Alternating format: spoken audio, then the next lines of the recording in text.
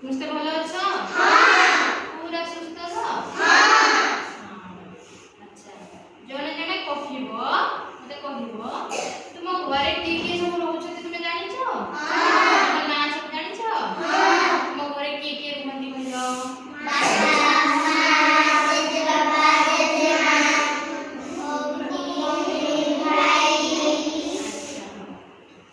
ଅନୁଜା ଆସିଲା ଏଇ ମଝିକୁ ଛିଡ଼ା ହେଲ। ଆଚ୍ଛା, ଆଉ ମନୋରଞ୍ଜନ ଏଇ ମଝିକୁ ଯାଅ। ହଁ, ଅନନ୍ୟା ମଝିକୁ ଯାଅ। ଆଚ୍ଛା, ଧନୁଚନ୍ଦ୍ର ମଝିକୁ ଆସ। ହଁ, ସେ ମଝିକୁ ଆସିଲା। ଏପଟକୁ ଦି ଜଣ ଛିଡ଼ା ହୁଅ। ହଁ, ଏପଟକୁ ସେପଟକୁ ଧନୁଚନ୍ଦ୍ର ମଝିରେ।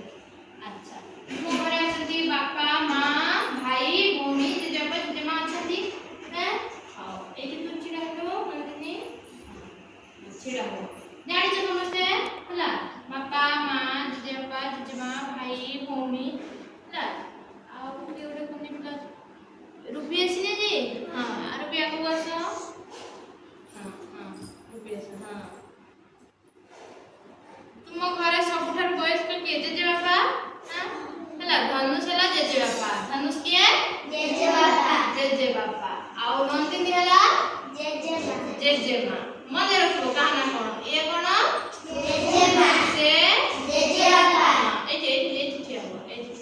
ସେ ହେଲା ଜେଜେବାପା। ଏ ହେଲା ମନେ ରଖିବ। ତୋ ନା କଣ? ଜେଜେମା। ତୁମ ନା? ଜେଜେବାପା। ହେଲା, ଆଉ ଅନୁଜା ସେ ହେଲା ମା। ତୁମ ଘରେ କିଏ? ମା। କିଏ? ମା। ଆଉ ବନ୍ଧନ ଆସିଲ,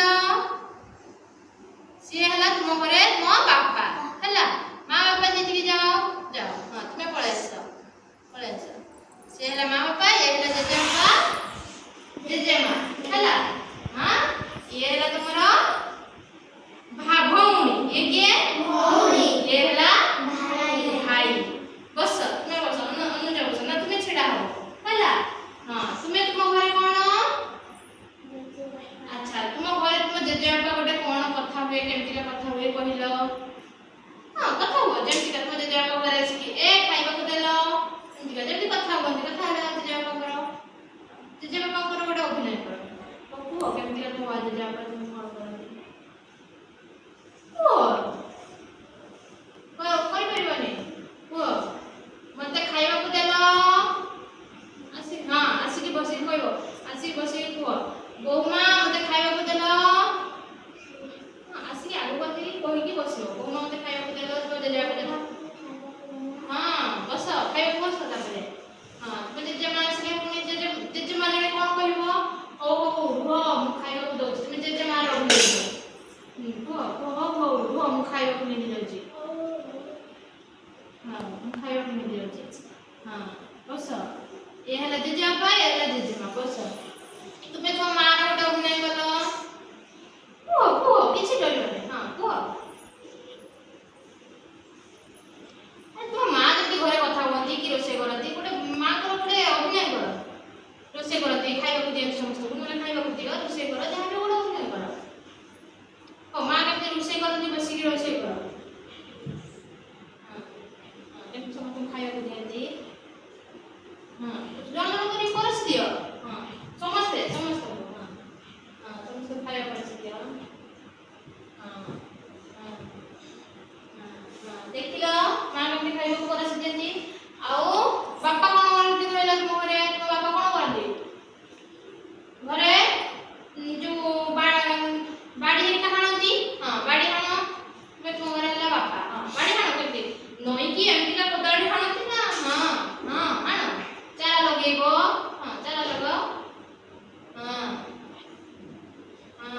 ଜେଜେବାପା ଜେଜେମା ତାକୁ ସାହାଯ୍ୟ କର ପାଣି ଦେବାରେ। ପାଣି ଦେବ, ଆଉ ଗଛ ଅନା ଗଛ ସବୁ ଉପାଡ଼ିବ। ଆଉ ଭାଇ ଭଉଣୀ ମାନେ କଣ କରନ୍ତି ଘରେ? ଭାଇ ଭଉଣୀ ଝଗଡ଼ା ଲାଗନ୍ତି। ଦେଖାଯାଏ। ହଉ, ଝଗଡ଼ା ଲାଗ, ଯାହା କରୁଛ କର। ଭାଇ ଭଉଣୀଙ୍କର ଗୋଟେ ଅଭିନୟ କର।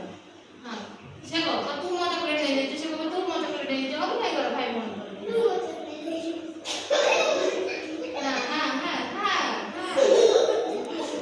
देखी बापा आसी कहला, माँ आसी आगो। माँ को चुप, पाटी करनी।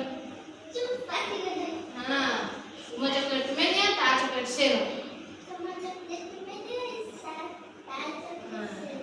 ଜେଜେବାପା କୁହ କିଏ ରେ ଘରେ ପାଟି କରୁଛି? ତୁମ ଘରେ ସବୁ ଏମିତି ଜେଜେବାପା ଜେଜେମା ମାନେ କରନ୍ତି? କରନ୍ତି। ତୁମ ଘରେ ତାହେଲେ ତୁମ ଜେଜେବାପା ଜେଜେମା ସମସ୍ତଙ୍କୁ ଜାଣିଛ? ସମସ୍ତଙ୍କର ଅଭିନୟ କରି ଦେଖିପାରିବ?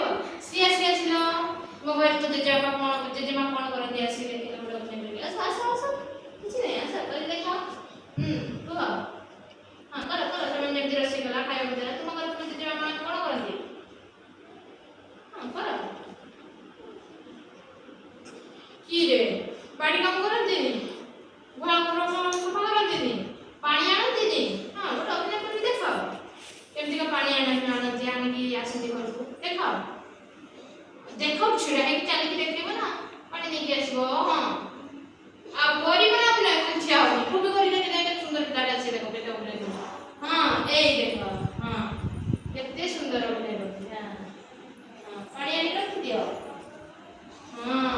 ବସ ସମସ୍ତେ ବସ ଦେଖିଲ ଘରେ ଜେଜେବାପା ଜେଜେମା ମାନଙ୍କର କେମିତି ସବୁ କଣ କରନ୍ତି ଜେଜେବାପା ଜେଜେମା ଭାଇ ଭଉଣୀ ଜାଣିପାରିଲ?